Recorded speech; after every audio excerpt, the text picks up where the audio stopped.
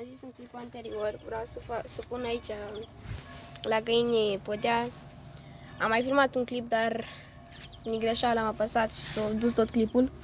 Dar am pus nou parchet, sper parchet podea. Dar pentru început trebuie să fie leac mai ok aici. Pentru început e ok pentru găini, trebuie să mai aduc puțin fân, să le pun cuibarele înapoi. Să fac curat aici la ele, la ei, în fine, aici, să fac curat și după trebuie să ne mai fac puțin pe aici. Prea dezvărdine am făcut aici. Deci, nu știu, peste ceva timp o să le schimb și apa, o oră, două, ca să pot termina și o treaba. Mâncare trebuie să le mai dau pe la 12. Coibarele trebuie să le pun. Aici e ca la o închisoare. Aici trebuie să dau tot pământul, să dau.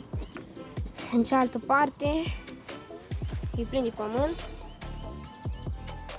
Și de-abia acum am de făcut treabă. Ne intră praf și prin telefon. Ne vedem poate astăzi sau mâine, la un nou clip. Că am de făcut curat aici și vară mai târziu sau mâine, nu știu.